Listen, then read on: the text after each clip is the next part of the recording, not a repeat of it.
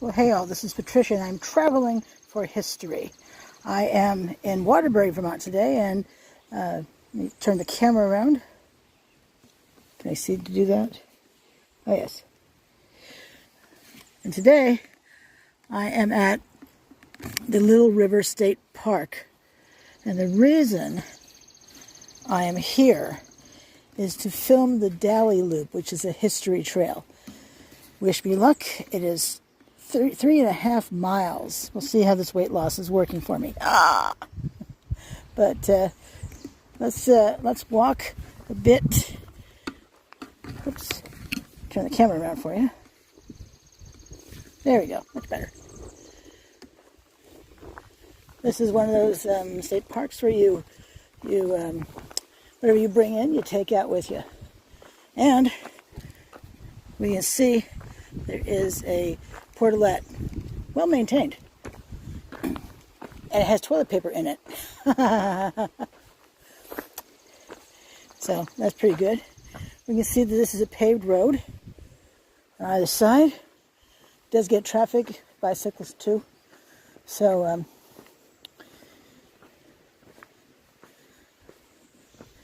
there's this right here, trying to if you could see, well, actually, let me show you before I show you that stuff. Got my water bottle with me today. They recommend having water and snacks with you. I have to say, the water bottle is quite heavy. It's metal. And here we have the information boards. And it looks like also a few implements that have been found on the property. See part of a saw right there, because the people here were primarily farmers. There were a couple of sawmills. We wouldn't be able to see those because they were washed away years ago. Looks like maybe part of a pitchfork right there. And I think those are walking sticks. I have my cane, so don't need that. We have not sure what that is right there. It kind of reminds me of a, no, it's probably not a seat. No, maybe part of a plow.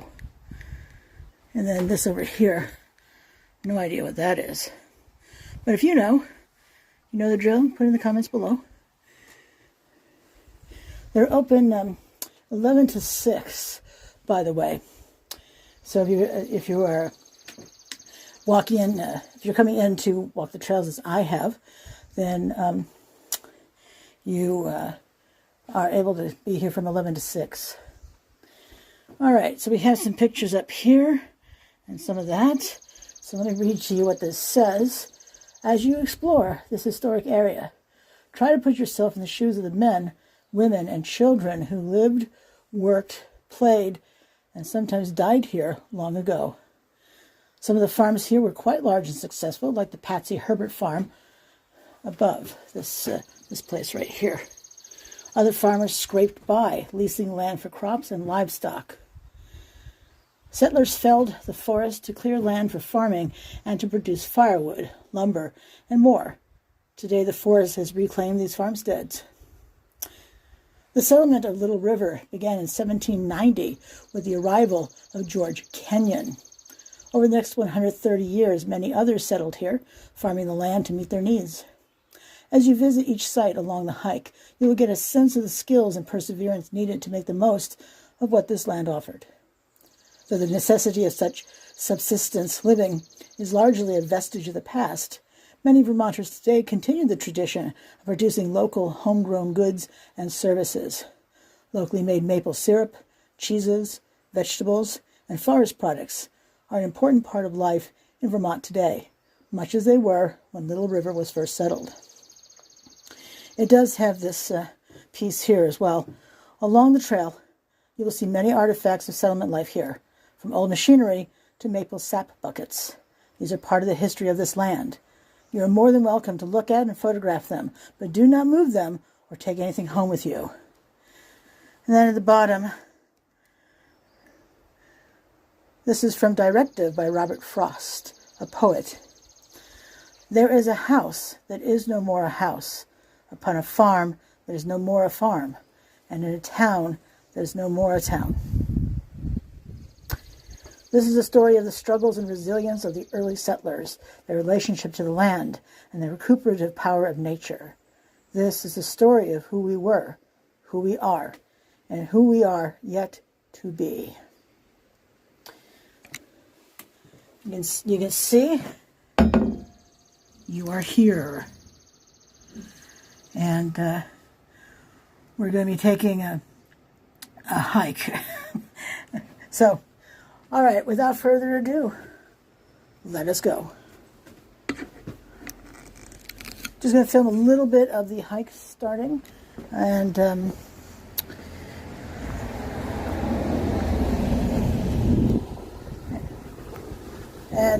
we see each other again, when you see the stuff in front of me, I'll be at a place that's pretty cool. Alrighty. And this is the starting point. I don't think bikes are allowed on this trail. It is two-way traffic. The length of this section is 3 miles, and there's an elevation change of 773 feet. Average slope is 8%.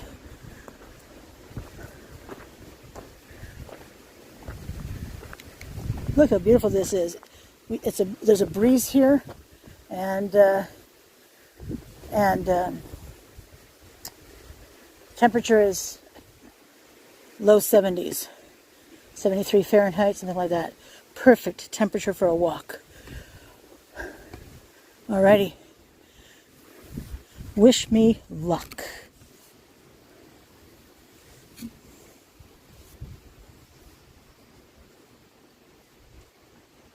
Well, hey everyone, this is Patricia again.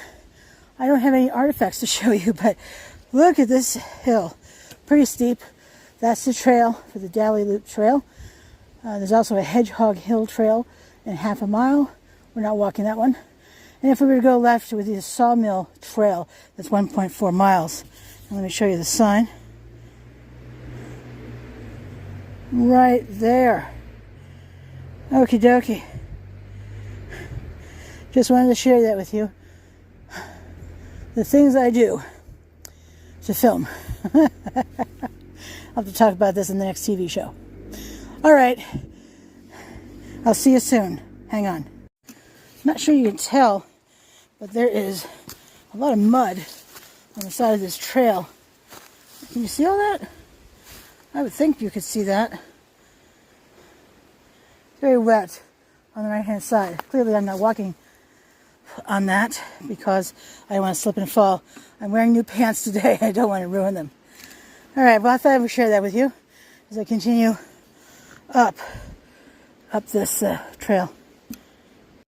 All right, well, we come upon our first sign here, and I'll aim the camera to something beautiful to look at and tell you what this says. It says the final years. By the end of the 1800s, subsistence farming statewide was declining. In the 1920s, Green Mountain Power, GMP, started buying farms in this area to build a hydroelectric dam near the Randall and Roberts sawmill. Herb Pike sold first to GMP in 1921. The Great Flood of 1927 prompted the state and federal governments to pursue a larger-scale flood control dam. To build the dam, the state of Vermont bought the 10,000 acres GMP had already acquired. There's this, looks like a newspaper article on the Winooski River Flood Control Project. Waterbury Dam. Constructed by the Civilian Conservation Corps under the technical supervision of the Corps of Engineers, U.S. Army, in cooperation with the state of Vermont, 1935 to 1938. This is from the U.S. Engineer Office of Waterbury, Vermont. Did you know? In 1935, 2,500 members of the Civilian Conservation Corps were stationed at Camp Smith to build the Waterbury Dam. On October 19, 1938, the U.S. government transferred ownership of the completed dam to the state of Vermont. And here are a couple of pictures of that. Look at those construction vehicles. Isn't that cool? I love old cars.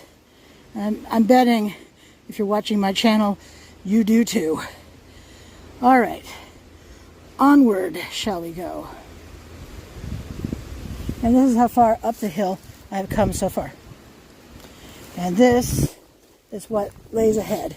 Oops. This would be hellacious in the wetter months.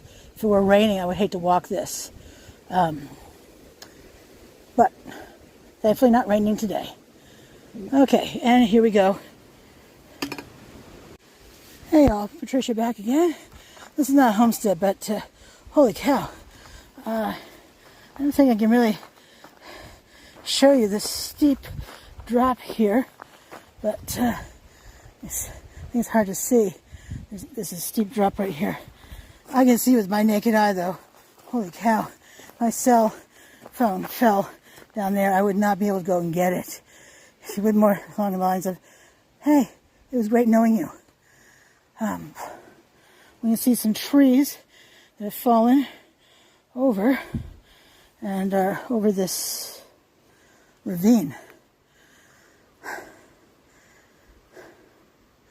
Anyway, I thought you would find that interesting on this walk, which is still really, really steep. Okay, haven't come across anything besides this yet, but you know, you'll be the second besides me who knows about it. All right, be back soon.